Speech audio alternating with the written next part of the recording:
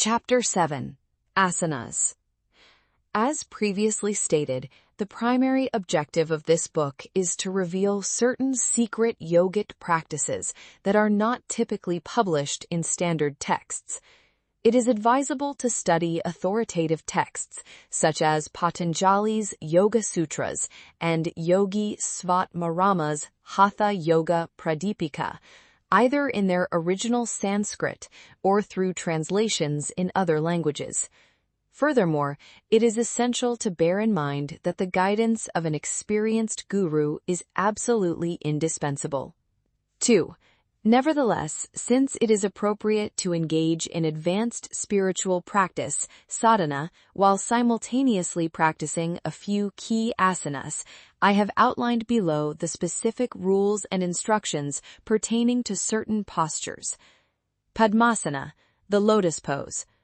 Place each foot firmly at the base of the opposite thigh. The soles of the feet must face completely upwards. Place your hands one upon the other with palms facing upwards and rest them in the center of your lap. Fix your gaze upon the tip of your nose.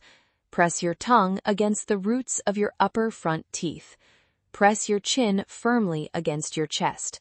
Slowly inhale the vital breath, prana. This Padmasana is capable of curing all manner of ailments. It is not easily mastered by just anyone. Only the truly intelligent will be able to attain it. While maintaining this posture, frequently contract the anal sphincter to draw the apana breath upwards. Simultaneously, by locking the chin against the chest, retain the breath you have inhaled. Refer to the second illustration provided by the author. Another posture, variously referred to as an asana or a yoga mudra, is Viparita Karani. Its specific rules and procedural variations are detailed below. Viparita Karani, original text. It is said to cure all diseases. If one does not do this, the Jatara Bani will increase, so the seeker should prepare proper food. Otherwise, the body may suffer from lack of food. The legs should be up and the head down. The time spent in this posture should be increased daily. Wrinkles, white hair, etc. will disappear in 6 months. One who does this posture for 3 hours a day conquers yama. 24 hours. 4. This posture can be done with 2 prakriyas, namely 1. Sarvangasana with the head down, both the feet on the hips and the hands on the waist. It lifts the body. 2. Kapalasana or Sirsasana. The body is supported by the fingers of the hands and the tip of the head and the elbows. 5 pictures have been given for this asana. No 3, 5, and the picture given by the author Putiram, and no 4, 6, 7, and the picture given by Nuala Syria. Those who practice Kapalasana should do it by setting up the asana in a corner of a half yin. In this arrangement, even if one were to lose balance and fall, should the fall be backward, the wall would provide support. Should it be forward, the feet would strike the ground and serve as a support. 5.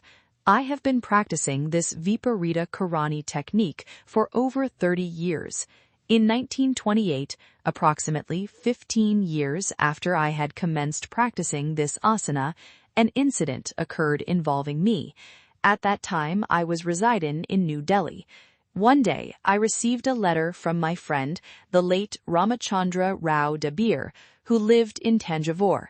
Mr. Dabir had absolutely no involvement in or knowledge of my yoga practice. Indeed, he was unaware of exactly what I was practicing. Furthermore, he had never visited New Delhi. What he wrote, based on what he had perceived through clairvoyant vision, was as follows. In New Delhi, my wife and child were sleeping in the bedroom, while I was engaged in my spiritual practice, sadhana, in a small adjacent room. Suddenly, it appeared to him that I had been startled out of my asana and had called out to the child by name. Subsequently, he perceived the form of a yogi who had attained siddhi some 35 years prior. He said to Dabir, Advise your friend that, in order to derive the full benefit of the asana posture he is practicing, he must alternately rub each toe of one foot against the other leg, starting from the root of the thigh all the way down to the tip of the big toe. Since Dabir was entirely unfamiliar with the details of my asana practice, the significance of this instruction was lost on him. However, our bedroom and the adjacent room were exactly as he had described. I may well have called the child, though I do not specifically recall doing so. Ever since I received this instruction, I have been practicing Viparita Karani, the inverted pose, in precisely that manner. This technique appears to stimulate the nadis, subtle energy channels, of the long limbs, thereby strengthening and harmonizing the flow of vital energy that courses from the base of the spine up to the head. Research in Western physiology has identified the specific origins of the neural impulses that govern movement in every part of the body. It has been scientifically established that the neural impulse responsible for moving the big toes originates in a specific region of the brain located near the crown of the head. Consequently, it becomes evident that the practice of rubbing the legs while holding sarvangasana, the shoulder stand, stimulates these higher centers through both increased blood circulation and neural impulses, thereby conferring significant benefits upon the practitioner. Since I have not encountered this specific technique in any of the yoga texts I have consulted, I consider it a delightful duty to now share it publicly, based on my own personal experience.